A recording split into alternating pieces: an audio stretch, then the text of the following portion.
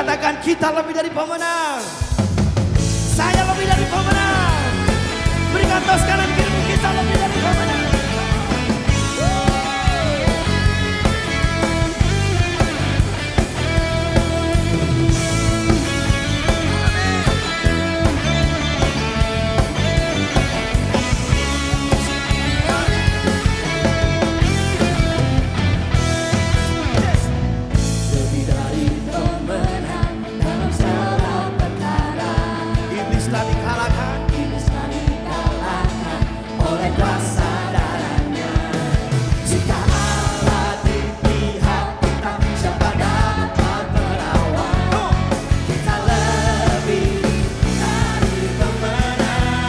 Kita lebih dari pemenang.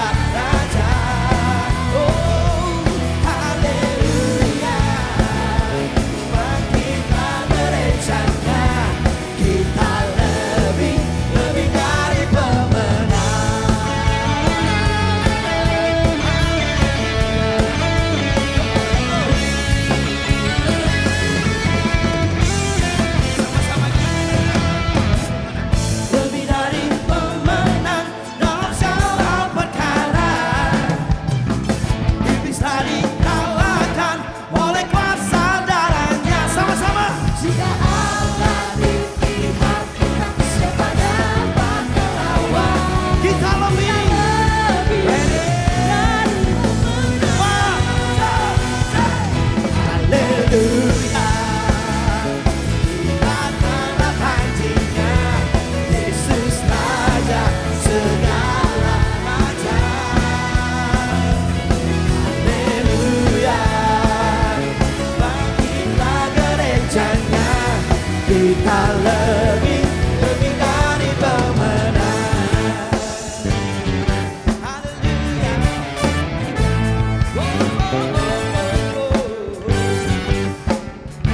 Sama-sama kita katakan yang gimana?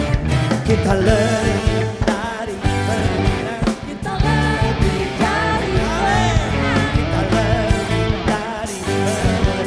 Kita lebih dari Katakan saya lebih dari pemenang. Saya lebih dari pemenang. Saya lebih dari pemenang. Lebih dari pemenang. Kita lebih dari pemenang. Lebih dari pemenang. Kita lebih dari pemenang. Lebih dari pemenang. Jika Allah di pihak kita, siapa dapat melawan? Kita lebih dari pemenang. Kita beri tangan atas kepala kita. Allah kita berkuasa.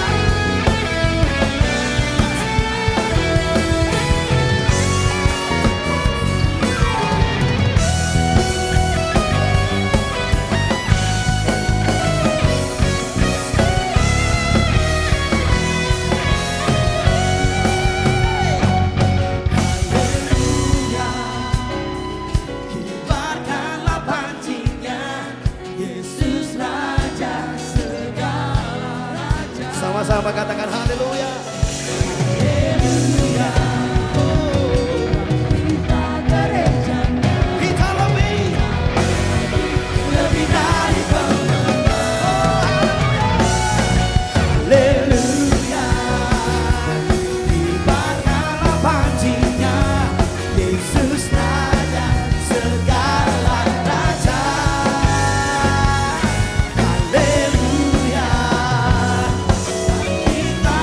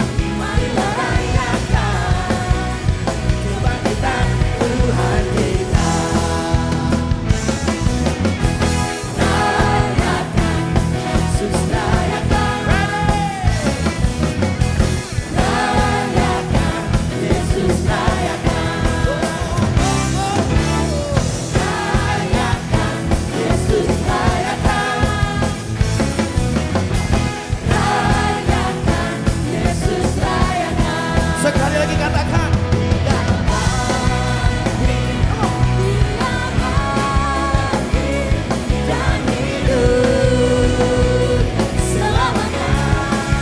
Yesus bangkit.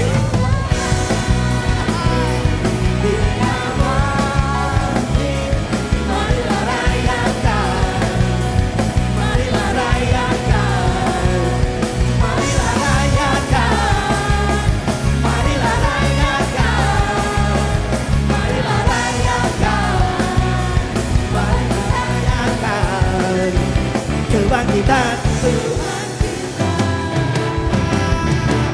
Haleluya.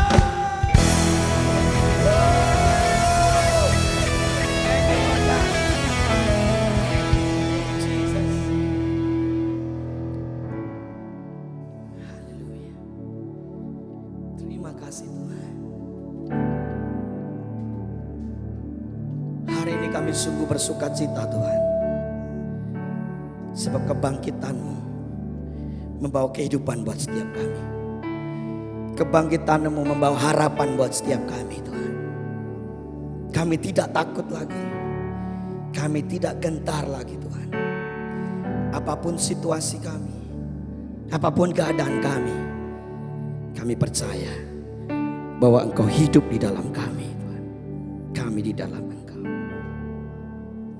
Thank you Jesus. I was a wreck. I was lost. I was blind. I was running all the time.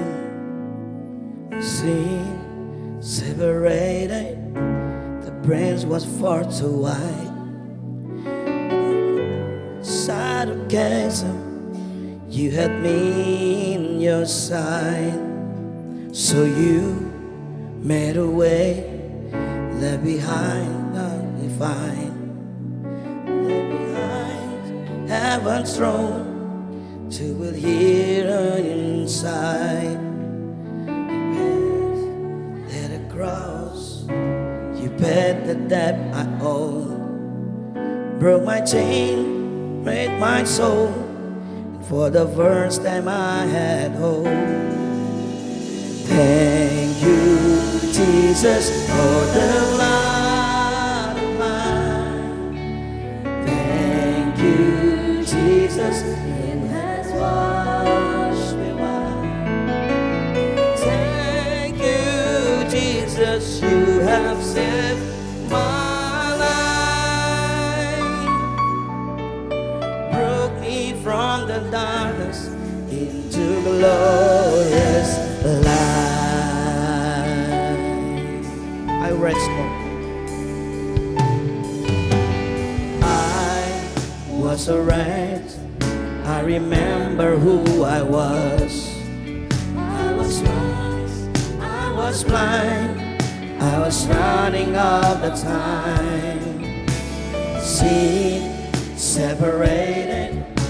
The bridge was far too wide. But from the far side of the chasm, you had me in your side.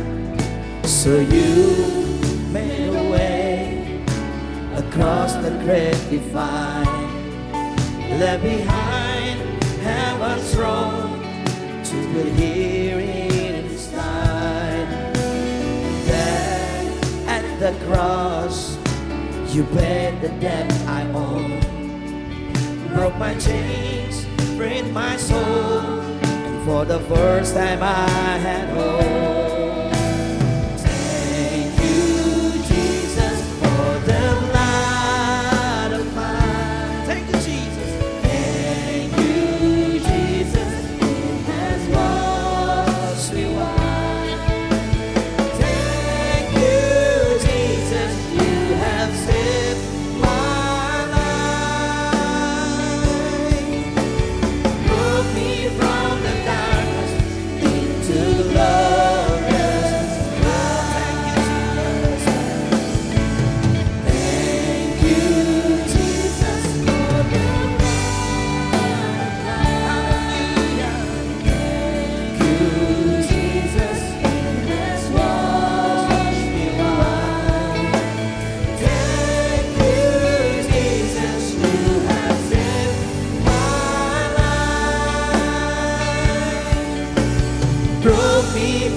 the darkness into glorious light.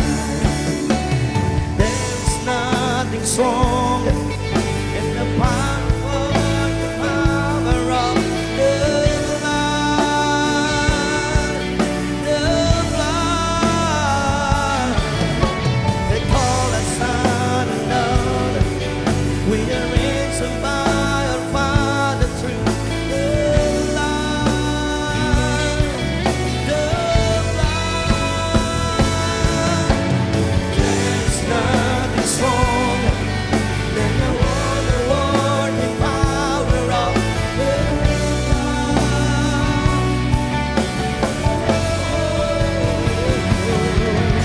They call us son and daughter. We are ransomed by our Father through the blood. Say, thank you, Jesus. Thank you, Jesus. Thank you,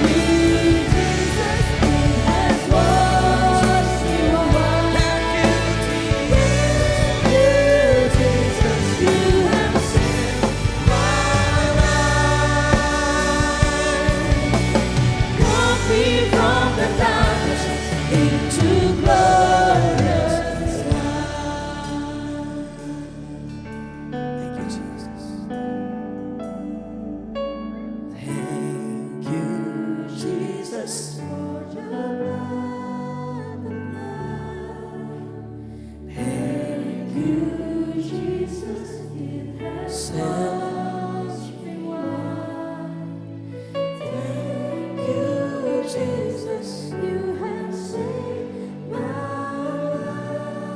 Amen, amen. Brought me from the darkness. Mari jemaat saja katakan, thank you Jesus. Thank you.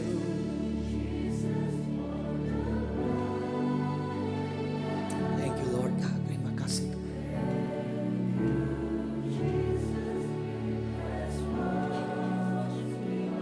Thank you Lord God. Thank you Jesus.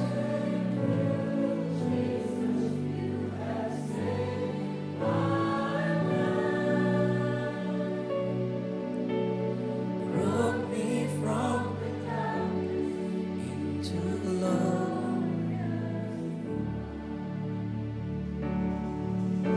Brought me from darkness into glory. Sing it again. Brought me from the darkness into glorious light.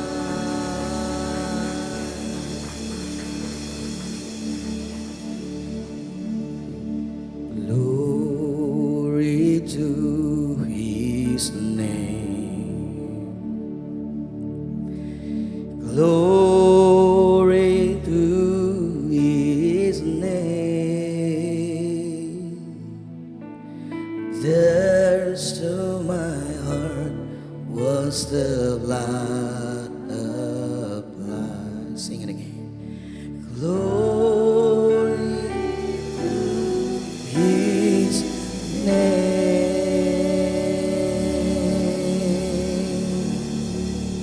Berikan sorak-sorai kemuliaan bagi Allah kita yang dahsyat.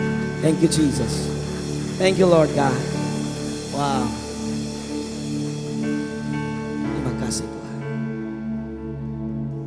Kami menyembah-Mu Tuhan. Kami datang di hadapan-Mu, memuji-Mu.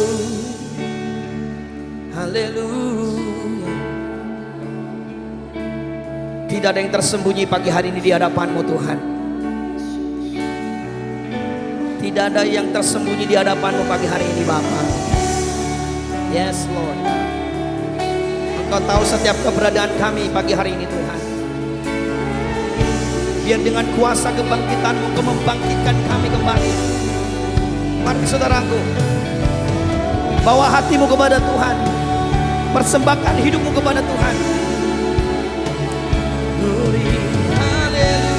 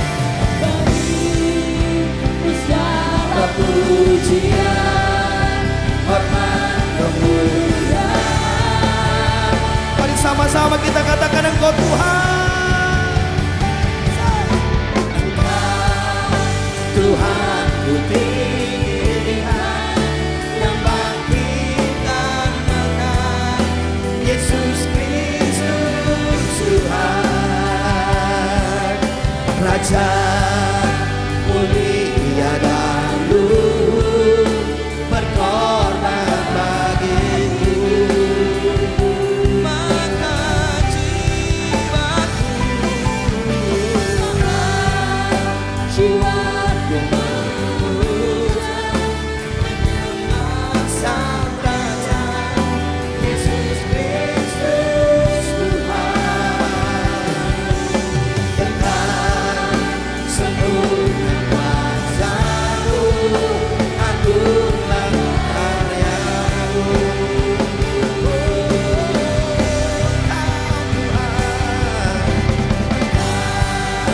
Tuhan Yang bangkit dan menang, Yesus Kristus Tuhan. Raja mulia dan luhur, berkorban bagiku. Sekali lagi dengan iman kita katakan, Engkau telah didirikan. Jiwaku memuja, menyembah Sang Raja, Yesus Kristus Tuhan. Sempurna kuasa-Mu, agunglah karya-Mu.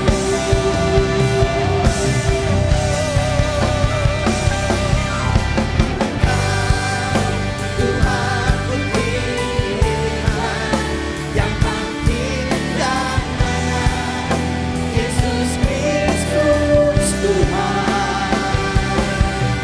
Raja mulia dan luhur, berkorban bagiku. Biar jiwa kami memuji bersorak-sorai karena jiwaku memuja, menyembah Sang Raja, Yesus Kristus Tuhan. Dengan sempurna kuasa-Mu, agunglah karya-Mu.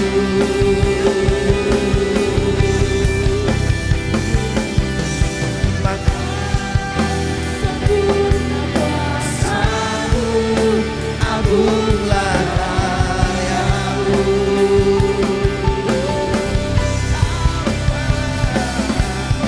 Dengan sempurna kuasa-Mu, agunglah karya-Mu. Sama-sama kita katakan Yesus Kristus Tuhan. Come on.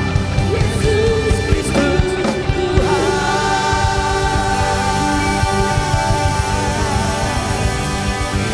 Terima kasih. Silakan. Terima kasih. Terima kasih.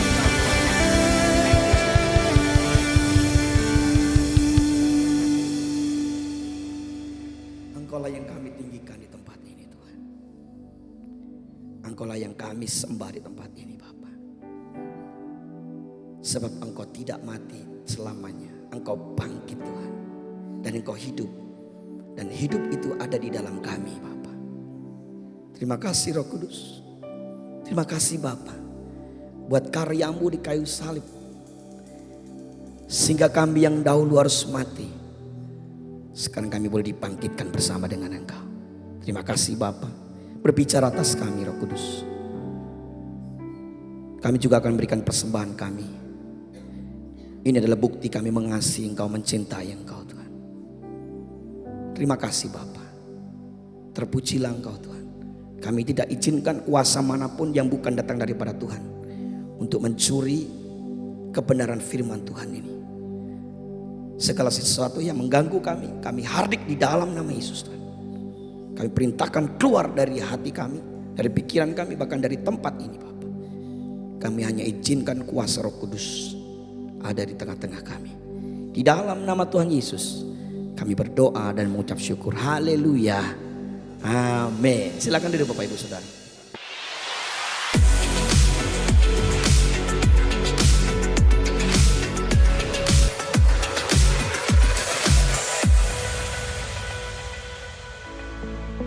Welcome to Hope Community Church.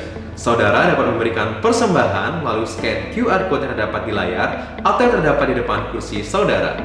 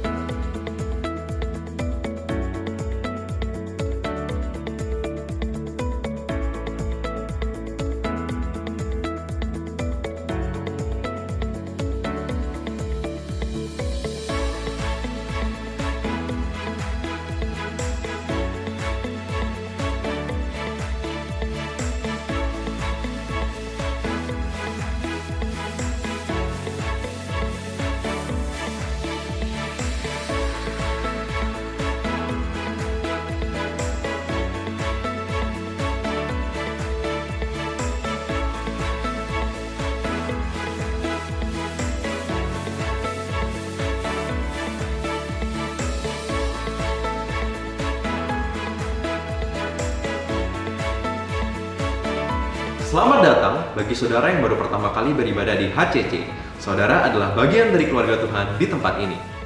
Saudara dapat melihat informasi seputar kegiatan HCC di akun sosial media kami di Instagram, Facebook, dan YouTube. Bagi saudara yang membutuhkan pelayanan dalam baptisan, penyerahan anak, dan pernikahan, saudara dapat men-scan QR Code berikut ini.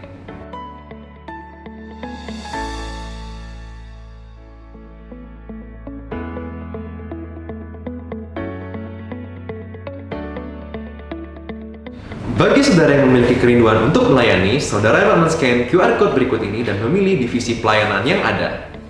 Bagi saudara yang ingin menabur untuk diakonia, saudara dapat mentransfer ke rekening berikut ini.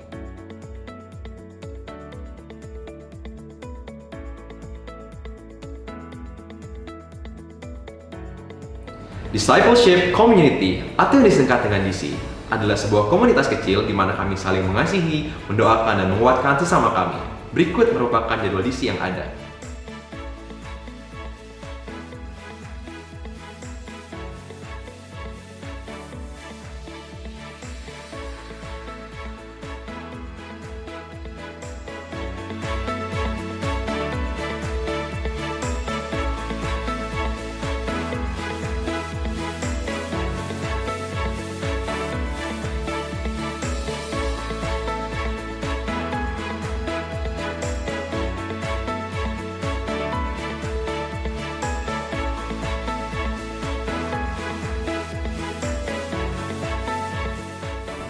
Sunday Service, Minggu 7 April 2024 pukul 10 pagi yang akan dilayani oleh Pastor Henry Low.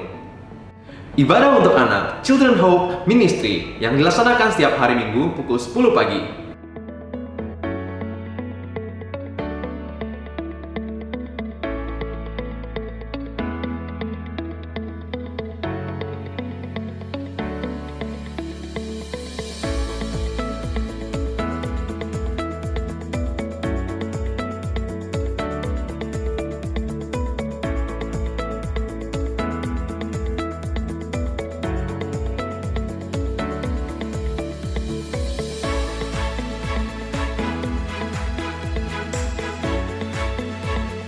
Untuk informasi yang berhubungan dengan HCC, saudara dapat menghubungi sekretariat kami di jam dan nomor berikut ini. Demikian HCC News minggu ini. Tuhan Yesus memberkati. Oke, sekali lagi saya ucapkan selamat Paskah saudara ya. Saya pengen melihat wajah-wajah yang sudah ditebus oleh Tuhan. Jadi kalau Paskah itu kebangkitan Tuhan itu jangan merengut kayak melon, harus saudara kayak pepaya saudara ya. Senyum, coba berikan senyum kanan kiri saudara dengan sampai kelihatan giginya saudara. Ayo, haleluya. Oke, saya ucapkan selamat bergabung yang baru bergabung bersama kami keluarga besar Hope Community Church. Saya ucapkan selamat datang. Anda bukan orang asing, Anda adalah keluarga besar Hope Community Church. Saudara, minggu ini ada yang berulang tahun saudaraku ya. Saya sebutkan dari abjad yang A dulu ya. Ya, selamat ulang tahun untuk Bapak Antoni Setiawan. Kita berikan tepuk tangan dulu saudara ya. Ada orangnya di sini? Oh ada, oh ya. Oke, cawan. Yang kedua Bapak dari A ke E saja saudara ya. Bapak Edward Ardi juga berulang tahun. Selamat ulang tahun Pak. Kita berikan tepuk tangan. Ada Pak Ardi, Pak Edward ada juga ya. Dan kemudian Bapak Estra, bukan Estra Soru, saudara. Estra Johan. Nah, oke. Selamat ulang tahun Pak Estra. Kita berikan tepuk tangan. Yang terakhir ada Ibu Evelyn Anwar. Selamat ulang tahun juga. Kita berikan tepuk tangan, saudara. Haleluya. Puji Tuhan. Jadi saudaraku, hari ini kita mendengar firman Tuhan jangan dengan merengut, saudara ya. Jangan dengan ngantuk, tapi kita antusias. Karena hari ini Yesus telah bangkit. Amin saudaraku. Tanpa berpanjang lebar ya, kita sambut. Oh iya sorry, sorry, maafkan saya. Nggak apa-apa. Waktu kita masih panjang, saudara. Nanti kita kira-kira pulang jam 1 siang. Oke. Saya silakan Felix untuk pengumuman untuk M, saudara. Berikan tepuk tangan untuk Felix dulu. Ya.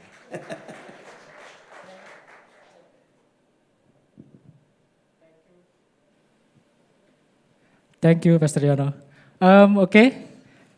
Hari ini adalah pengumuman terakhir dari M untuk retreat karena minggu depan M akan retreat tanggal 7 sampai 9.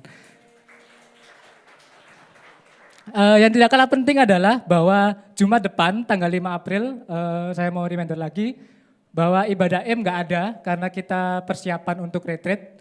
Jadi Jumat 5 April buat teman-teman M nggak ada ibadah ya. Kita langsung ketemu di Minggu untuk berangkat retreat setelah pulang ibadah.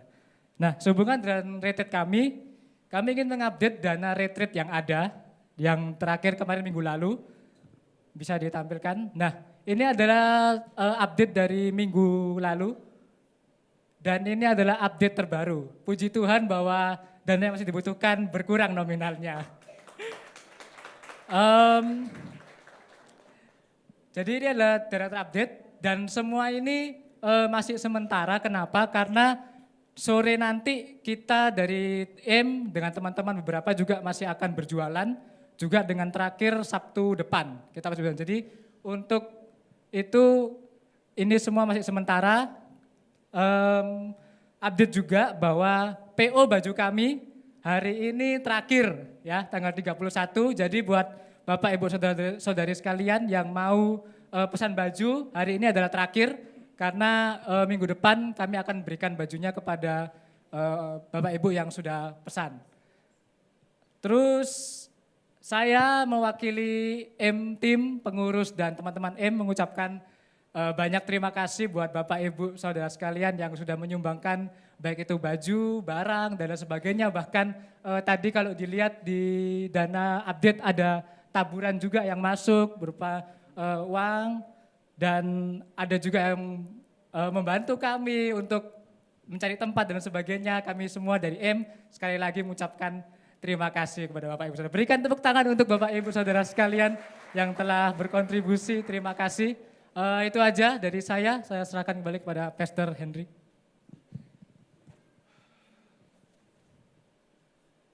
Ya, thank you Felix. Ya, puji Tuhan. Ya, selamat Paskah Bapak Ibu Saudara yang sekasihi dalam Tuhan.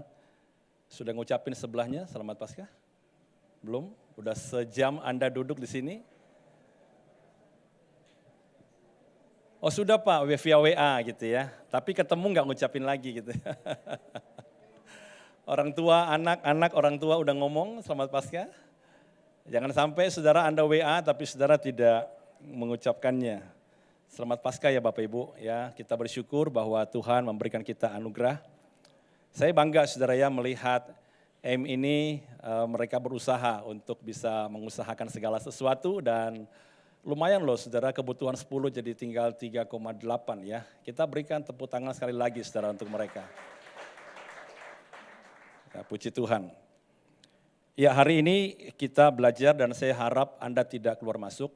Ya karena ini saya bilang sangat penting. Ya di mana-mana pujian ibadah adalah hal yang penting. Tetapi ini adalah message, satu pesan yang harus saudara kita pahami benar.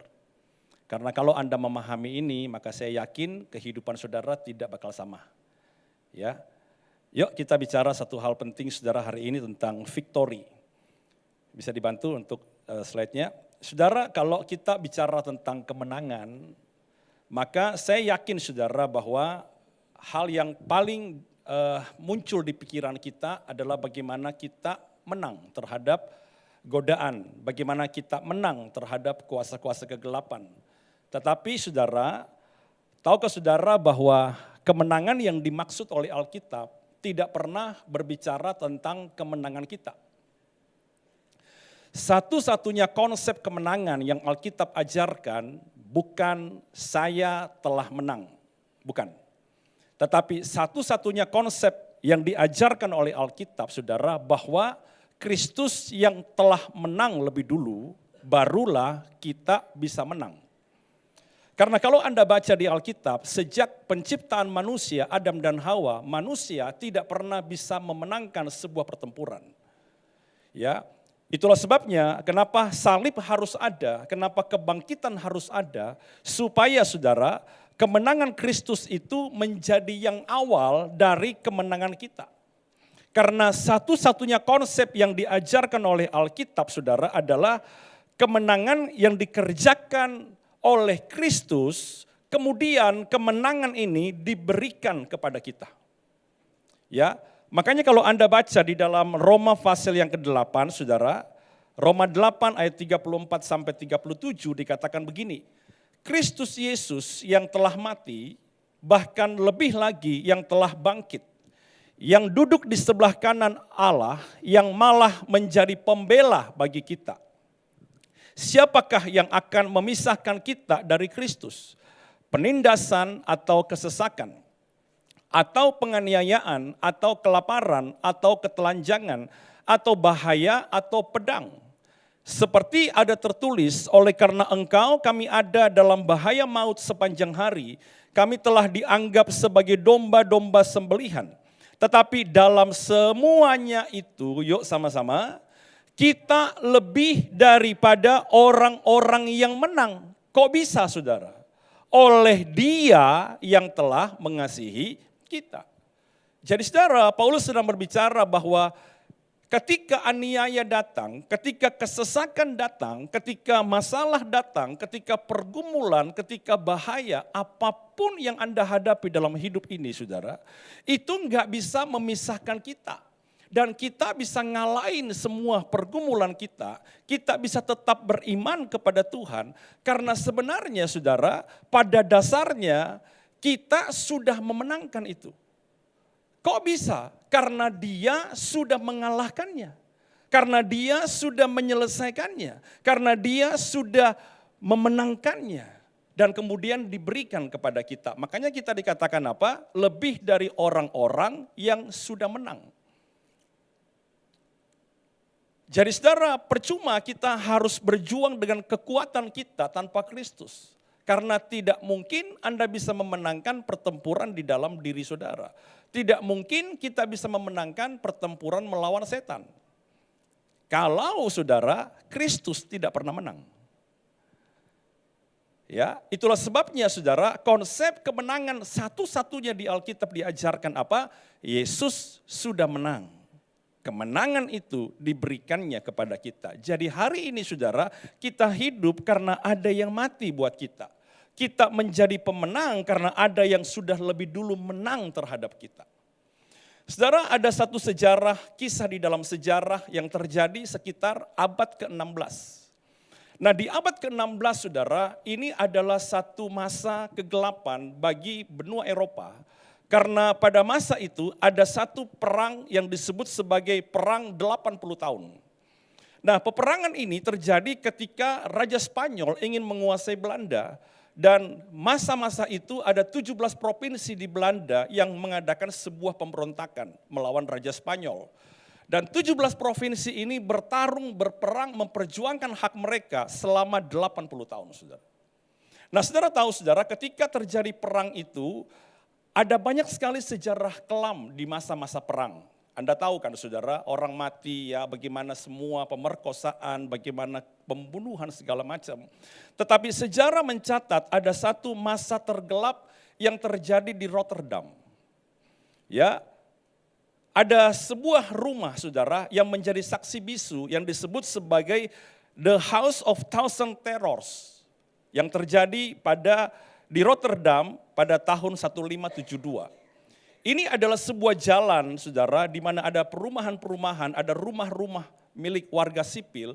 Dan ketika itu, Raja Spanyol dan tentara Spanyol mengetahui bahwa di sana ada banyak warga Belanda dan mereka begitu kesal sama pemberontakan ini, saudara. Akhirnya apa, saudara?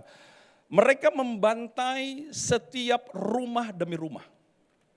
Jadi saudara bisa membayangkan, saudara, dimanapun Anda sembunyi pada masa itu ada serombongan tentara dengan pedang. Mereka masuk pintu ke pintu, bunuhin semua orang, mau pria, mau wanita, mau anak-anak, mau binatang, dibunuh semua, saudara.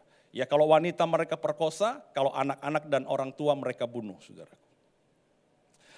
Dan saudara, mereka begitu agresif dan masif pada waktu itu, saudara.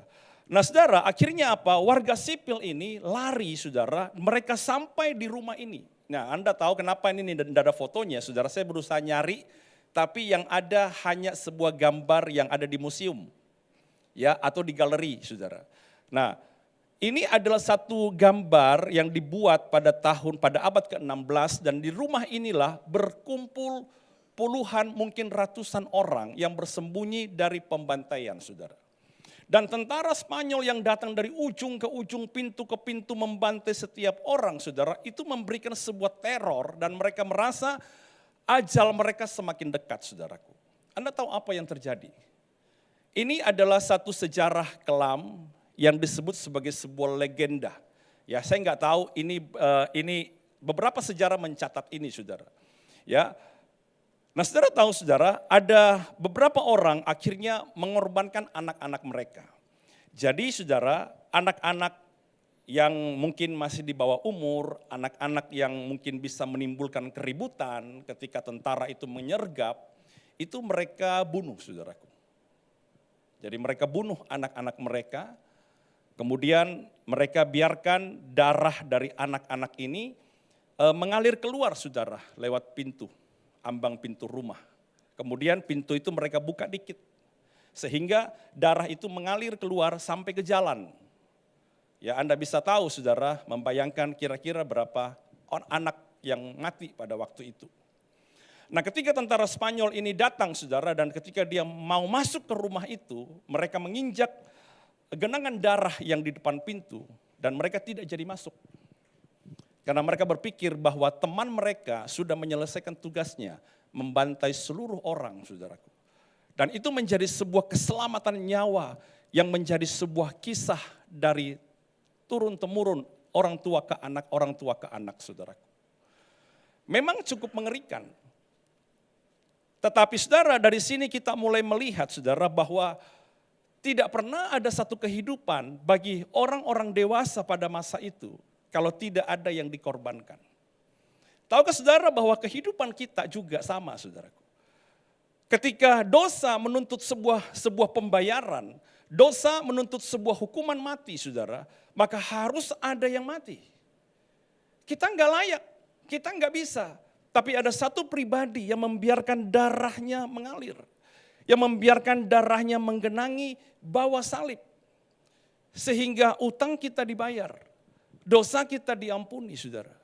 Jadi kalau hari ini kita bisa berkata, Pak, saya bisa makan enak, saya bisa tidur nyenyak, saya bisa beribadah di tempat yang nyaman.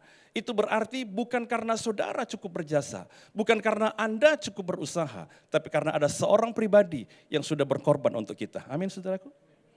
Itulah sebabnya kita tidak bisa berkata bahwa kehidupan hari ini adalah kehidupan karena usaha saya. Tapi kehidupan saya hari ini, kemenangan saya hari ini adalah karena ada yang sudah mengusahakannya dan sudah membayarnya untuk saya. Amin, saudaraku. Ya, nah, tetapi saudara, saya menemukan ada 3 kemenangan yang telah diberikan Yesus kepada kita. Ada 3 kemenangan, saudara, yang kita nggak bisa usahakan, yang kita nggak bisa raih, kecuali Tuhan memberikannya kepada kita. Yang pertama, coba kita lihat kemenangan atas iblis. Kalau saudara baca di dalam Kolose pasal 2, 13-16, ini saya ambil dari terjemahan bahasa Indonesia sehari-hari. Jadi gampang dimengerti ya. Dahulu kalian sudah mati secara rohani karena kalian berdosa. Dan karena kalian tidak disunat secara lahir, tetapi sekarang Allah menghidupkan kalian bersama-sama dengan Kristus. Allah sudah mengampuni segala dosa kita dan membatalkan surat hutang terhadap kita yang mengancam kita dengan syarat-syarat yang berat dengan menyalibkan surat hutang itu pada kayu salib. Allah menghapuskan semua dakwaan terhadap kita. Yuk sama-sama saudara. Pada salib itu Kristus membuat segala roh-roh yang memerintah dan berkuasa menjadi tidak berdaya lagi. Mereka dijadikan tontonan umum pada waktu Kristus menggiring mereka sebagai tawanan dalam pawai kemenangannya. Sebab itu janganlah membiarkan orang menyalahkan kalian mengenai makanan atau minuman, atau mengenai hari-hari raya keagamaan, atau perayaan-perayaan bulan baru, ataupun mengenai Mengenai hari Sabat, saudara. Jadi saudara, salib itu menunjukkan kepada publik, kepada umum, bahwa semua kuasa daripada setan itu sudah dikalahkan, saudara. Jadi kalau hari ini saudara ada tuduhan-tuduhan yang selalu berkata kepada kita bahwa oh kamu itu berdosa, kamu tidak layak, kamu orang yang memang harusnya dikutuk, hidupmu tidak mungkin enak, hidupmu akan mati karena dosamu. Saudara, itu adalah pekerjaan setan dalam kehidupan kita yang mencoba untuk menuduh kita. Saudara, kita bisa memenangkan semua itu, kita bisa memenangkan bahkan mengusir setan bukan karena kita punya kuasa dari hidup kita, bukan. Tapi karena kita setelah diberikan kuasa itu oleh karena kematian Kristus. Makanya saudara, tidak ada seorang pun yang bisa mengusir setan atau bisa menang terhadap godaan setan jika mereka lepas dari Kristus. Gak ada. Karena kemenangan ini bukan kemenangan kita, tapi kemenangan yang dikerjakan Kristus di kayu salib dan kemudian diberikan kepada kita. Jadi cara melawan setan bukan maju dan berkata aku anak Tuhan, bukan. Tapi cara melawan setan adalah Anda maju bersama dengan Kristus. Baru Anda bisa menang. Anda tidak bisa datang kepada setan dan hanya membawa semua daftar pelayanan saudara. Anda tidak bisa datang kepada setan saudara dan kemudian membawa semua daftar taburan saudara. Tapi Anda harus datang kepada setan dan membawa bersama dengan Kristus. Tunduklah kepada Tuhan, lawanlah iblis dan katakan enyahlah dari hadapanku. Itu baru ada kuasa. Jadi orang yang hanya berjuang dengan dirinya saudara, yang hanya mencuplik Alkitab tapi tidak menghidupi firman dalam hidupnya, tidak ada Kristus di dalamnya dan tidak bersama dengan Kristus, dia tidak pernah akan bisa memenangkan pertempuran dengan setan. Kita harus yakin dan kita harus percaya bahwa semua kemenangan kita saudara telah diberikan oleh Tuhan ketika dia disalibkan. Iblis berkata, kamu orang berdosa. Kita bilang enggak. Kamu pendusta sejak awal. Memang aku berdosa, memang aku tidak bisa, memang aku tidak layak, memang aku najis, memang aku kotor. Tetapi semua itu sudah dibayar Tuhan. Amin saudaraku. Ya, dan kita bisa menentang dia. Kita bisa berkata kepada setan bahwa engkau adalah pendusta. Engkau tidak mungkin bisa mengambil semua bagian-bagian yang kau ingin curi dari hidupku. Makanya jangan jadi orang Kristen yang lemah saudaraku. Jadi orang Kristen yang berdiri tegap dan yakin bahwa hidupmu dibenarkan oleh Tuhan. Amin. Ya, jangan tinggalkan hubungan pribadi kita sama Tuhan. Kalau tidak, iblis akan mengobok-obok hidup kita. Kita harus berkata bahwa hidupku di dalam naungan dan perlindungan Tuhan. Ya, saya akan jelaskan nanti bagian akhir saudara. Nah, kemenangan apa yang diberikan kepada kita saudara yang tidak bisa kita menangkan tanpa Yesus. Ya. Yang kedua saudara adalah kemenangan atas dunia. Coba Anda lihat sama-sama Yohanes 16:33 saya sambungkan dengan 1 Yohanes 5. Ini penulisnya sama. Ini Injil, ini surat. Nangkap ya saudara ya. Kalau ada tulisan Yohanes berarti dia menyaksikan hidup Yesus, dia tulis dari apa yang dia saksikan. Kalau ada 1 Yohanes berarti itu namanya dia menulis surat. Surat Yohanes kepada siapa? Ya itu dari dia saudara. Nah, kita lihat dalam Injil Yohanes 16:33, semuanya itu kukatakan kepadamu supaya kamu beroleh damai sejahtera dalam aku.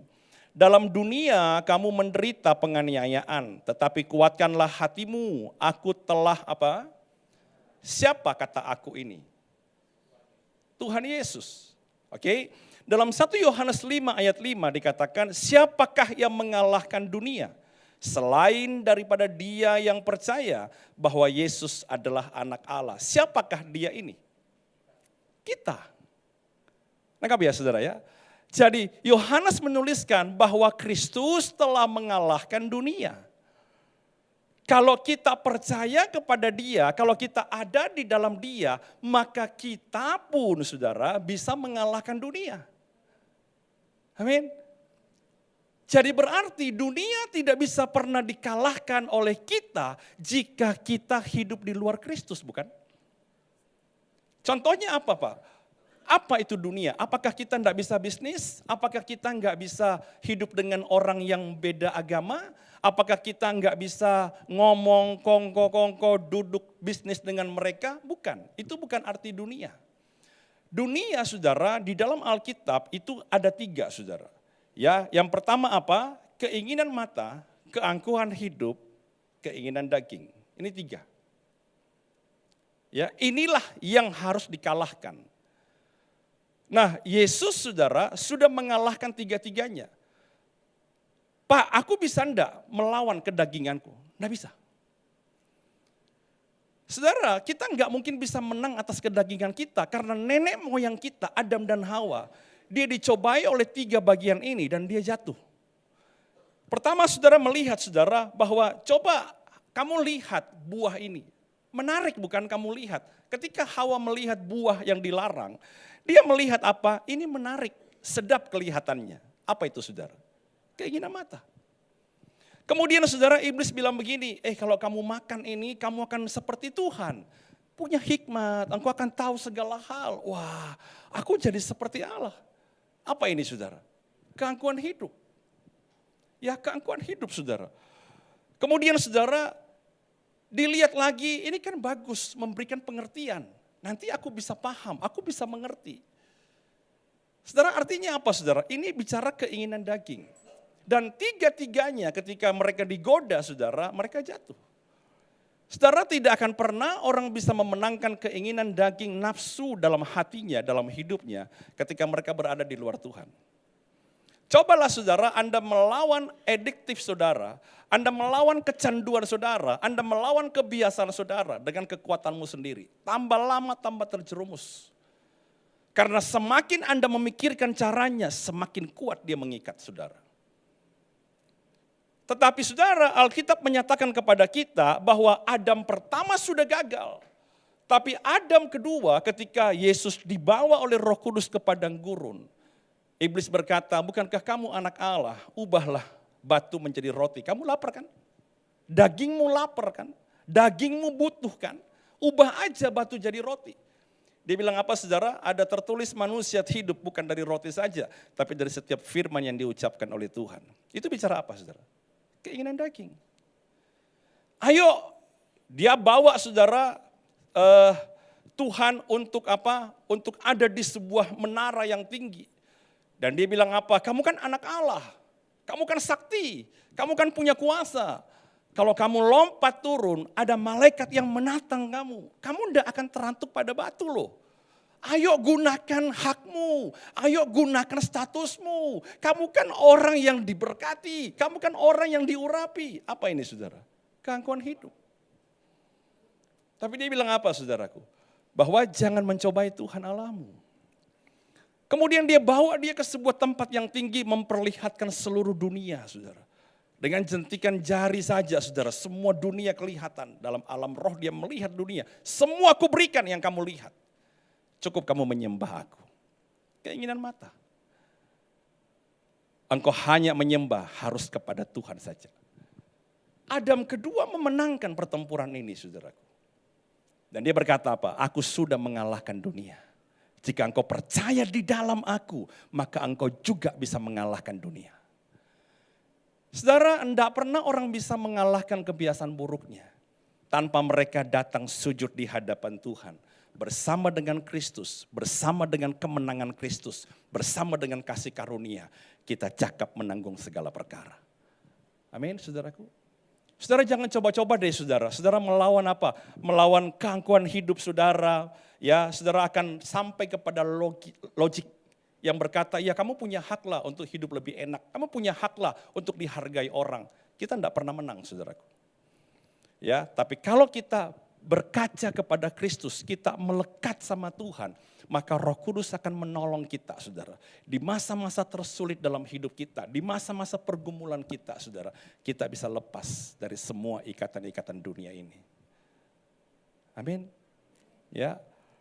Nah, saudara, yang ketiga, saudara, kemenangan yang ketiga yang diberikan kepada kita oleh Kristus adalah kemenangan atas maut. Ya, coba saudara lihat dalam 1 Korintus pasal 15 ayat 55 sampai 57, saudara. Hai maut, di manakah kemenanganmu? Hai maut, di manakah sengatmu? Sengat maut ialah dosa, dan kuasa dosa ialah hukum Taurat. Tetapi syukur kepada Allah yang telah memberikan kepada kita kemenangan oleh Yesus Kristus, Tuhan kita. Dikatakan apa saudara? Syukur kepada Allah yang sudah memberikan kepada kita kemenangan. Oleh siapa? Oleh Yesus Kristus Tuhan kita. Menurut saudara, apa itu maut? Yang bilang maut adalah kematian, bisa angkat tangan. Selama ini pengertian saudara, maut itu kematian atau bukan?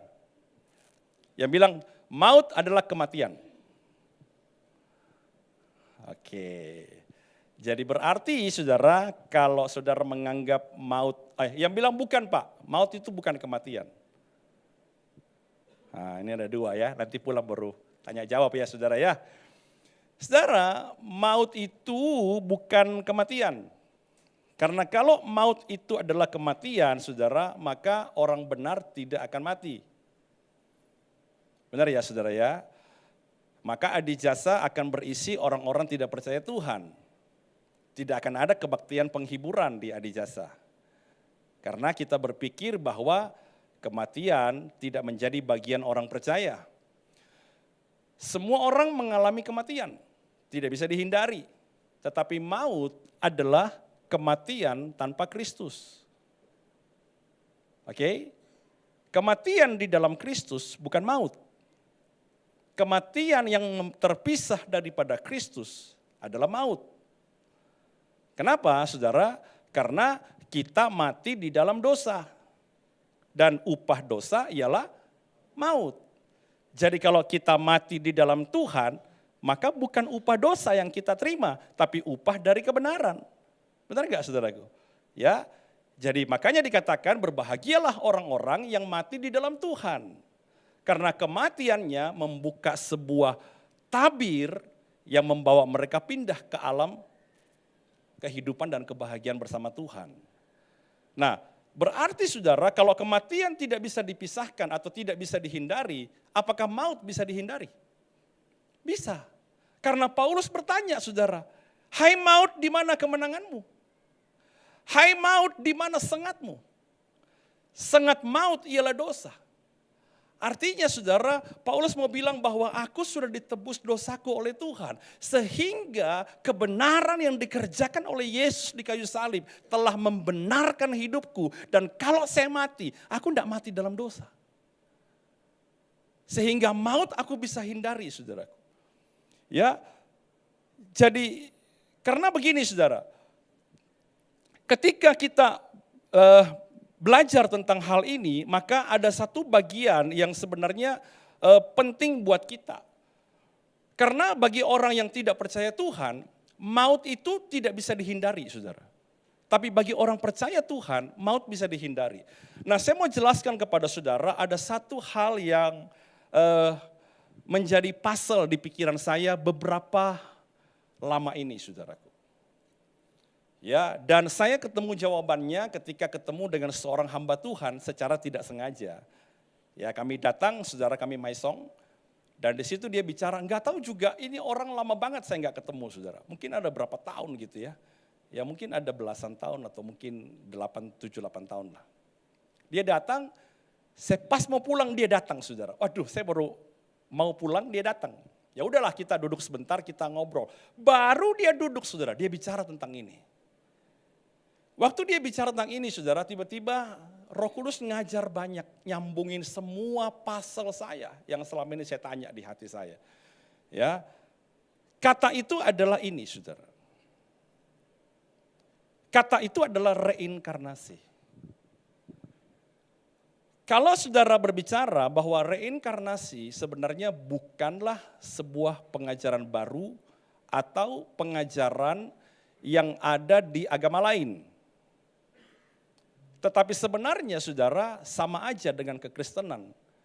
Tapi saya menuliskan saudara satu kata yang saya sendiri pun mungkin grammarnya salah. Tapi Anda bisa paham maksud saya. Saya tulis unsolved solution, harusnya kan unsolved problem, benar enggak? Masalah yang tidak selesai. Tetapi reinkarnasi bukan masalah. Reinkarnasi adalah solusi. Solusi apa? Buat bebas dari maut. Karena upah dosa ialah maut. Artinya apa saudara? Maut adalah buah dari sebuah perbuatan.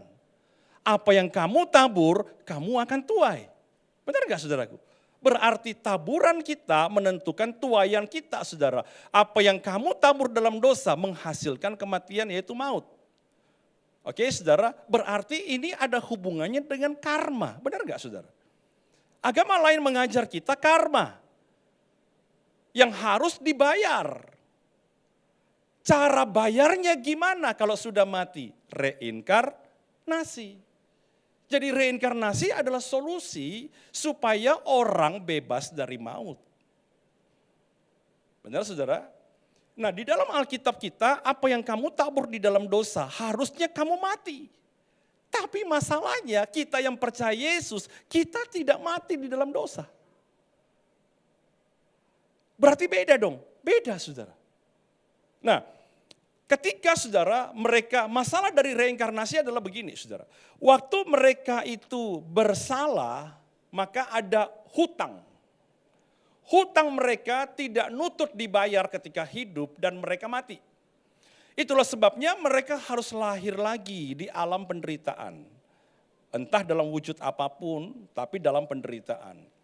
Nah ada sebuah pertanyaan besar muncul, sebuah question mark muncul. Jika dia sudah lahir kembali dan dia berbuat dosa lagi pada kelahiran kedua, itu gimana lunasnya?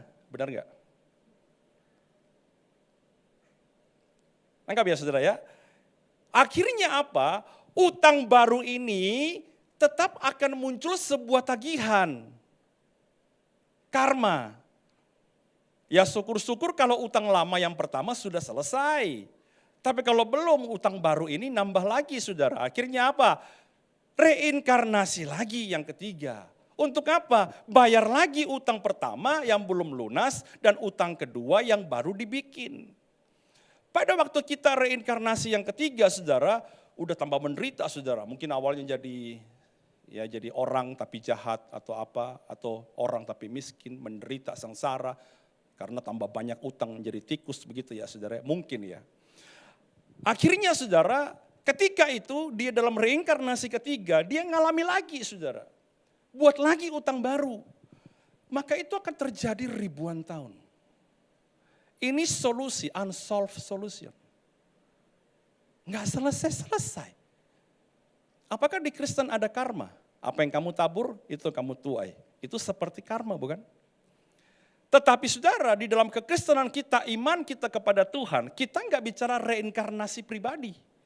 Tapi kita bicara tentang inkarnasi seorang pribadi.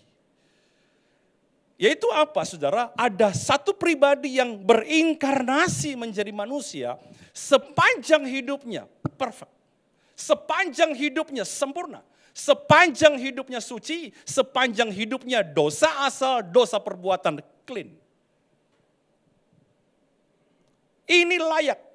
Kalau reinkarnasi, saya harus hidup perfect di kehidupan yang berikutnya. Saya harus hidup clean di kehidupan selanjutnya. Kalau tidak saudara, maka gali lubang tutup lubang. Nangkap saudaraku. Tapi ada satu pribadi saudara yang bisa melakukan apa yang tidak bisa dilakukan oleh manusia. Karena bisa jadi seperti Pak Miko, ya Pak William. Kita beda reinkarnasi nih saudara. Karena kita bayar utang kita masing-masing. Makanya di dalam agama lain saudara hanya ada satu tokoh utama yang berhasil menjadi apa? Ya Anda tahu lah siapa, saya tidak sebut agamanya. Berhasil menyelesaikan inkarnasinya. Mungkin 1000 inkarnasi selesai. Dia membayar semua hutangnya saudara. Tapi kita berbeda saudara. Kristus berinkarnasi menjadi manusia, hidupnya perfect saudaraku. Dan ketika dia sudah selesai semua, dia semua sudah selesai, dia kemudian menerima karma kita. Menerima dosa kita, dia menjadi dosa supaya saudara kita dibebaskan dari reinkarnasi. Itulah sebabnya saudara kita tidak sebut sebagai reinkarnasi kelahiran kembali, kita menyebutnya sebagai kelahiran baru. Anda nggak perlu mati untuk supaya menyelesaikan semua dosanya. Anda hanya perlu lahir baru. Kok bisa Pak? Lahir baru seperti dia ngomong sama Nikodemus, orang yang tidak lahir dari air dan roh tidak mungkin masuk kerajaan Allah. Kita saudara tidak perlu mati untuk lahir lagi. Selama kita hidup, kita lahir baru masuk di dalam Kristus. Waktu kita ada di dalam Kristus, dia sudah menjadi dosa karena kita. Kelahiran baru kita saudara telah menyelesaikan karma kita. Anda bisa paham ini? Ya, saya kasih Anda contoh. Siapa ya yang bisa bantu ya? 2 orang deh. Yang muda-muda aja, siapa? Rio sama si siapa? Sama Jo deh, ya Jo. Pak Henry suka pakai tali ya? Iya saudara, makanya tali ganti-ganti ini. Pokoknya ini Tuhan ajar semalam, jadi makanya saya nggak siapin, ya saya tidak siapin, saya baca ini tiba-tiba diajar tadi subuh ya, waktu pas kamar mandi saya diajarin, sini sebentar. Ini, pegang di sini. Agak tarik dikit. Oke. Anggaplah ini adalah salib. Anggaplah ini adalah kasih karunia, anggaplah ini adalah Kristus yang sudah mati untuk kita, saudaraku. Saya hidup di luar kasih karunia karena saya berada di dalam dosa saya. Kalau saya mati di sini, maka saya akan menerima maut. Oke, saya akan menerima maut karena saya hidup di dalam dosa, upah dosa ialah maut. Ya. Banyak orang berpikir, saya perlu lahir baru enggak Pak? Perlu. Saya perlu enggak terima Yesus? Perlu. Karena hutang dosa saya sudah dibayar oleh pribadi ini. Hutang dosa saya yang disebut kasih karunia sudah finish, selesai. Oke? Supaya saya mengambil bagian di dalam kasih karunia, saya harus ada di dalam Kristus. Benar enggak saudaraku? Nah, dulunya saudara, banyak orang berpikir, oh kalau begitu Pak, maka saya lahir baru. Kristus adalah pintunya, saya masuk. Maka sekarang hidup saya dibenarkan. Sekarang hidup saya merdeka. Sekarang hidup saya kalau mati masuk surga. Siapa yang setuju dengan pengertian ini? Tinggi. Kalau saya tanya selalu ragu-ragu. Anda selalu takut dijebak. Padahal saudara saya hanya bertanya, apakah Anda punya pikiran begini? Siapa yang punya pikiran begitu? Begini. Saya ulang lagi saudara ya. Saya di luar Tuhan, apa segala macam, saya diinjili, saya terima keselamatan di dalam Yesus. Akhirnya saya lahir baru saudara. Melalui Yesus, saya lahir baru. Saya sekarang bekerja, saya melayani Tuhan. Waduh, saya di dalam Tuhan. Ini di luar Tuhan. Ini di dalam Tuhan. Siapa yang di sini punya pengertian itu? Ya sudahlah, nggak usah tanya lah saudara ya. Oke, nah pengertian seperti ini saudara, itu akan banyak hal karena kita masih di dunia ini menggoda kita saudara. Kita lakukan dosa kita buat ini, kita bertobat lagi. Ini mirip sama ikatan kasih karunia. Kita buat ini, tapi saya bebas saudaraku. Saya mau jalan sampai ujung bisa. Saya mau jalan keluar sampai ke jalan bisa, karena saya bebas saudaraku. Benar gak saudara? Saya mau nanya sama saudara, di posisi ini siapa jadi penentu hidup saya? Saya atau kasih karunia? Saya. Itulah sebabnya ada banyak orang Kristen, saudara, tidak pernah mengalami perubahan. Karena mereka tidak pernah memahami tentang bagaimana Kristus sudah mati bagi mereka untuk menciptakan sebuah pintu. Untuk menciptakan saudara sebuah tempat, tabir untuk kita bisa masuk dan mengalami kelahiran baru. Tapi saudara, yang benar saudara adalah waktu saya di luar Tuhan, tetap pegang ya, kuat ya. Saya di luar Tuhan, saya kemudian masuk saudara. Ya agak pelan dikit, agak lepasin dikit supaya saya bisa jalan gitu ya. Begini saudara posisinya. Saya berada di dalam kasih karunia, waktu saya ini pengen pulang, lewatin pintu itu, bisa enggak? Ya saya jangan sampai turun ke panggung ya, kamu tahan ya. Kamu jangan ikut maju, ya pokoknya kamu tarik aja. Saya mau turun saudara, bisa enggak saudara? Enggak bisa. Saya mau turun di sini lagi saudara, saya pikir sini aja. Kok enggak bisa? Saya mau nanya sama saudara, siapa yang menjadi penentu kurios dalam hidup saya? Saya apa kasih karunia ini? Inilah yang kita katakan bahwa di dalam Kristus orang tidak bisa tenang hidupnya di dalam dosa. Karena kasih karunia ini saudara mengikat kita, kasih karunia ini mengingatkan kita bahwa hidupmu sudah dibenarkan. Selama engkau terikat dalam kasih karunia, kematianmu adalah kemuliaan. Selama hidupmu tetap terikat dengan kasih karunia, engkau mau buat apapun dengan segala hal yang engkau anggap benar saudara, tapi nuranimu akan bicara, kasih karunia akan menahan engkau akan ingat dan engkau akan nyesal karena engkau sudah ninggalin Yesus. Karena kasih karunia ini saudara adalah supply bagi iman kita. Kasih karunia ini adalah nutrisi untuk hidupku berbuah. Ketika saya berbuah, saya bilang bukan saya, karena ini. Ini yang mensuplai seluruh kehidupanku, ini yang mensuplai semua kekayaanku, ini yang mensuplai semua keberadaanku. Jadi kalau saya hidup di luar kasih karunia, saya nggak bisa. Tapi Pak, ada orang Pak yang hidup di dalam dosa nggak berasa. Lakukan apa aja nggak berasa. Berarti dia pertama, dia pengertiannya begini, atau yang kedua saudara, ini dipotong. Ambil gunting. Bebas aku, tapi mau selamat. Makanya ada pepatah yang bilang, muda foya-foya, tua kaya raya, mati masuk surga. Oh enak. Jadi sejak dia terima Yesus, dia sama sekali nggak mau, dia sama sekali nggak mau diikat. Setelah dia terima Yesus, dia sama sekali nggak mau ada aturan. Setelah dia terima Yesus, dia mau haknya, nggak mau kewajibannya.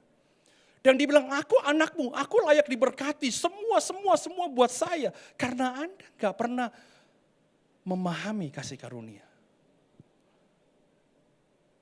Amin saudaraku.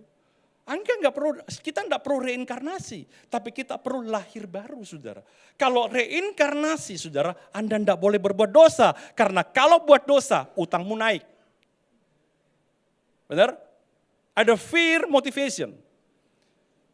Kalau kamu buat dosa, utangmu naik. Buat dosa, utangmu naik.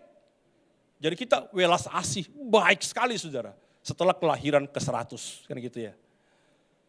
Tapi ini enggak saudara, setelah lahir baru saudara, maka saya enggak bisa berbuat dosa. Kenapa? Saya diikat dengan kasih karunia, selalu saya ingat, aku ada karena Kristus, aku ada karena ada yang mati, aku ada karena kasih Tuhan yang besar. Kesadaran kita yang mengubah kita. Bukan karena kita sudah dikerjakan keselamatan ini saudara. Jadi jangan Anda potong semua bagian-bagian dan rambu-rambu. Itu adalah tahanan, pagar, supaya Anda tidak melewati sebuah batasan. Kalau saudara dengan mudahnya Anda bilang, Tuhan tolonglah Tuhan supaya aku bebas menikmati dosaku Tuhan. Berarti sebenarnya Anda tidak pernah paham tentang kasih karunia. Thank you Rio dan Joe. Ya kita berikan tepuk tangan kepada mereka saudara. Lengkap ini ya saudara ya. Jadi ini memberikan saya satu jawaban dari puzzle di pikiran saya selama ini. Gimana menjelaskan tentang reinkarnasi dan apakah ini hanya sebuah pengajaran atau sebuah solusi yang dicari saudara. Karena reinkarnasi unsolved solution punya pintu tetapi tidak punya kunci. Tapi keselamatan di dalam Kristus ada pintu dan ada kuncinya. Yaitu apa? Melalui Yesus. Tidak ada seorang pun dapat sampai kepada Bapa jika dia tidak melalui aku. Amin saudaraku. Dan kita menerimanya saudara. Sejak itu hidup kita harus sepadan karena dia yang mengendalikan hidup kita. Waktu kita berdoa saudara, Yesus mengajarkan bukan kehendakku yang jadi. Tapi sejauh kasih karunia yang mengikat saya ini, mengizinkan saya untuk melakukan apapun. Itu yang saya kerjakan. Kalau Paulus menyebutnya, ini tawanan roh. Aku tidak mau untuk menjadi hamba Tuhan, menjadi rasul. Aku tidak mau pergi ke dunia ini untuk memberitakan kabar baik. Tapi Tuhan mengikat aku sebagai tawanan roh. Diperintah kemanapun aku harus ikut. Karena tuannya bukan saya. Tuannya adalah pemberi kasih karunia. Amin saudaraku. Hidup seperti inilah yang bisa menolong kita mengalahkan maut. Kalau hidup kita hanya sekedar agama masuk, dibaptis selesai, Anda hidup semau saudara, minum mabuk-mabuk selingkuh, sinah segala macam, Anda bebas, Anda bukan orang Kristen. KTP Anda masuk surga, Anda enggak. Karena ketika di surga KTP Anda Kristen, Anda bukan. Kita harusnya saudara hidup di dalam kebenaran. Bukan karena kita. Tapi karena kita sudah dibenarkan. Amin. Mari sama-sama datang kepada Tuhan, tunduk kepala kita. Silakan pemusik bisa bantu saya.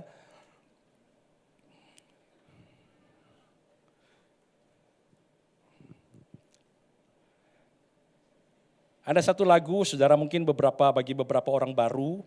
Tapi saya rindu kita nyanyikan lagu ini saudara ya. Lagu ini memberkati saya. Ya, sangat memberkati saya dan coba kita nyanyikan bersama-sama. Supaya jangan kita menjadi orang-orang yang mudah mengeluh, jangan kita menjadi orang-orang yang tidak menyadari akan kebaikan dan kekuatan daripada Tuhan kita.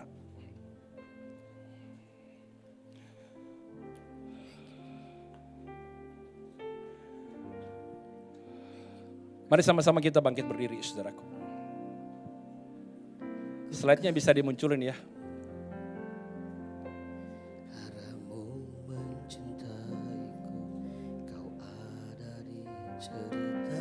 Proses hidupku,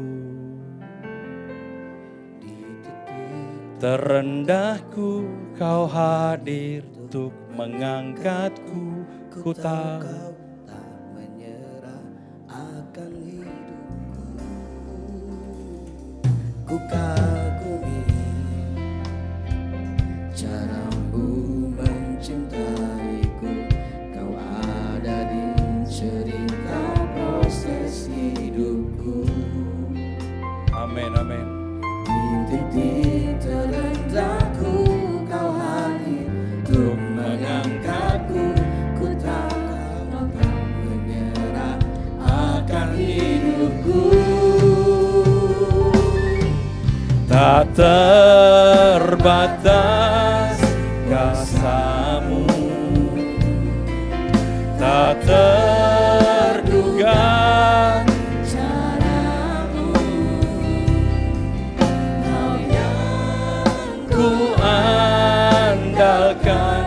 di setiap langkah hidupku, Tak terbatas kasih-Mu, tak terduga jalan-Mu. Kau yang ku percaya di segala musim hidupku.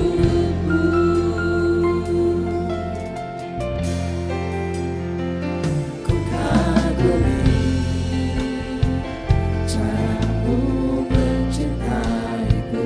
Kau ada di cerita proses hidupku. Di titik terendahku Kau hadir untuk mengangkatku.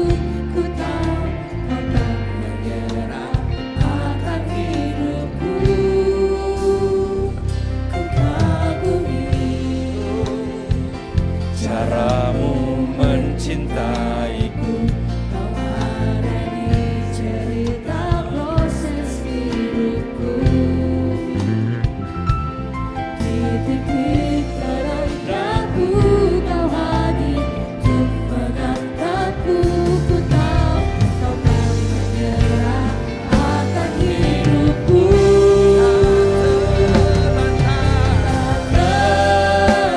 terbatas kasih-Mu, tak terduga cara-Mu. Kau yang ku andalkan Di setiap langkah hidupku, tak terbatas kasih-Mu, tak terduga jalan-Mu. Kau yang ku percaya di segala musim hidupku. biar keyboard aja, mari tutup mata kita saudaraku. Saudara, pujian ini berkata bahwa dia ikut di dalam proses cerita hidup kita. Karena dia sendiri berkata bahwa aku menyertai engkau sampai pada kesudahan zaman. Orang yang hidupnya disertai Tuhan adalah orang yang menyadari bahwa dia nggak bisa apa-apa tanpa Kristus mengikat dia. Sejak kita ditebus Tuhan, keinginanmu bukan lagi milikmu. Hidupmu bukan lagi milikmu. Kita nggak bisa bebas bikin apa saja. Karena kita terikat dengan kasih karunia. Orang yang menyadari ini akan melihat hidupnya mulia. Akan melihat karakternya berubah. Akan melihat kebaikan Tuhan seumur hidup mereka. Dan engkau akan melihat bagaimana Allah membawa engkau. Karena bukan kepentinganmu, tetapi kepentingan Kristus di sana. Banyak orang hanya menganggap sebuah kolam baptisan adalah sebuah legalitas untuk minta apa saja. Banyak orang menganggap bahwa baptisan air hanya supaya mereka bisa mengakses sorga. Tapi mereka tidak pernah mau hidup di dalam ikatan kasih karunia. Mereka mau bebas. Hari ini saudaraku, dosamu bukan harga yang murah. Saya mau bilang sama saudara dan saya sendiri, dosa kita bukan barang yang gampang ditebus. Bukan sesuatu yang murah untuk dibayar. Terlalu mahal.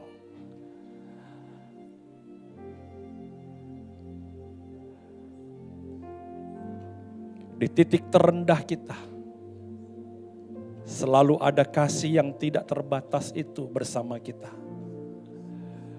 Kalau engkau khawatir dengan anak-anakmu, saudaraku, pertemukan mereka dengan kasih karunia itu.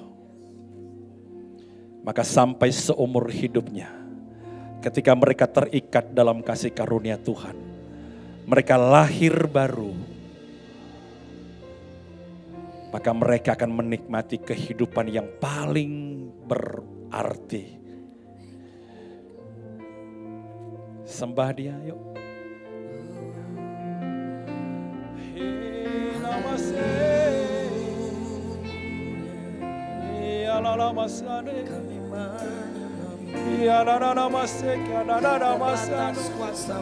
Haleluya.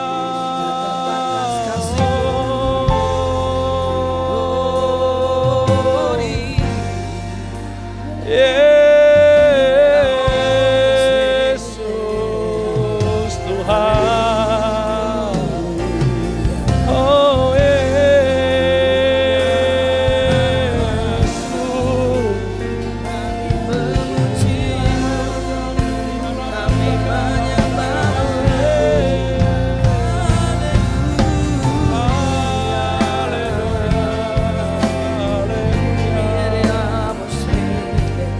Haleluya, haleluya.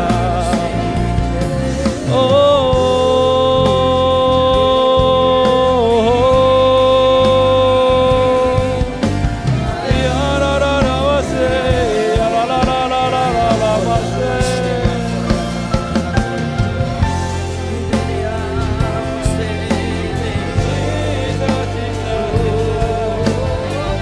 Ya la la la la la wase, la la la la la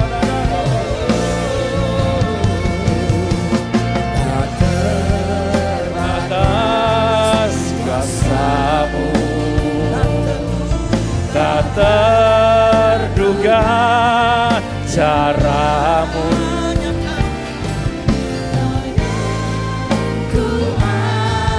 andalkan di setiap langkah hidupku, tak terbatas kasih-Mu, tak terduga jalan-Mu.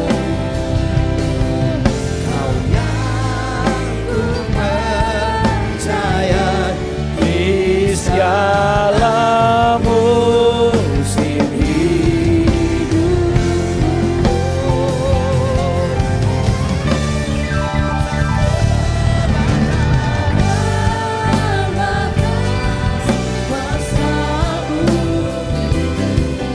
tak terduga cara-Mu, Kau yang ku andalkan di setiap langkah hidupku, tak terbatas kasih-Mu, tak terduga jalan-Mu.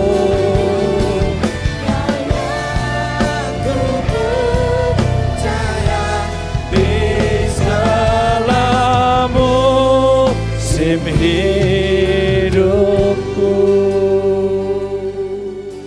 Saudara, mari kita angkat tangan kita, saudaraku.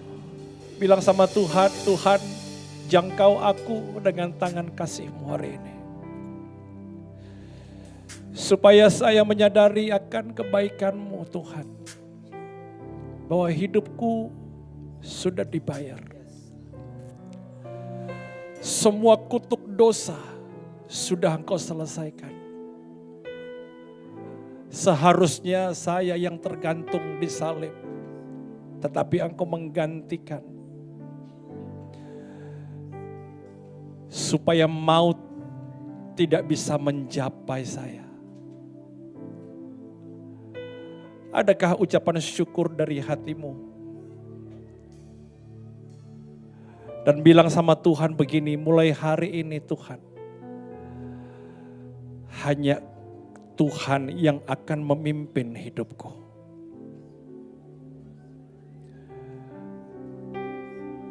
Jangan keraskan hati. Ya Allah, pasyaka. Oh ya Allah, pasyake. Ya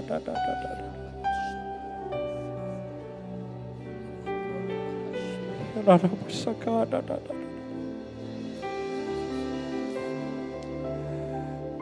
Ya Allah, pasyaka.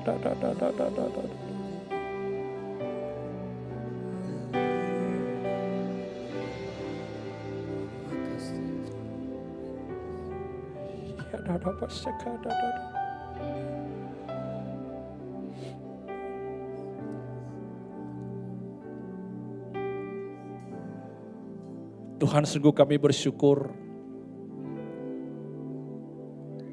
karena sebenarnya Engkau tahu apapun yang terjadi dengan hidup kami. Bahkan di setiap proses hidup kami, Engkau juga tahu. Kalau Engkau masih membiarkannya, itu berarti Engkau ingin kami belajar sesuatu. Karena sebenarnya kami tidak pernah terlepas dari kasih karunia-Mu. Bawa kami untuk rela hati, bawa kami untuk berkata, bukan kehendakku yang terjadi, tetapi kehendak-Mu yang jadi. Hamba berdoa hari ini untuk jemaat Tuhan, supaya mulai hari ini Tuhan, kami disadarkan akan kebenaran ini, dan kami hidup di dalamnya mulai hari ini. Supaya semua yang kami lakukan, semua yang kami kerjakan, kami tahu semua itu dimampukan oleh karena Tuhan yang memberikannya. Biarlah segala anugerah-Mu Engkau curahkan bagi semua kami, memberkati keluarga kami, memberkati anak-anak kami, memberkati semua pekerjaan kami Tuhan. Supaya semua itu kami hidupi di dalam kebaikan Tuhan dan kasih karunia-Mu. Dan biarlah semua kita terima di dalam nama Yesus Tuhan. Dan mari angkat tangan kita, bawalah pulang segala berkat dari Allah dan Bapa kita, kasih sayang dari Tuhan kita Yesus Kristus, serta persekutuan, penghiburan dan kekuatan dari Roh Kudus yang senantiasa menyertai kita, menghibur kita dan membimbing kita mulai hari ini sampai Tuhan datang yang kedua kalinya. Di dalam nama Tuhan Yesus, sama-sama kita katakan amin, amin, amin. Sampai jumpa saudara dalam DC, Tuhan berkati.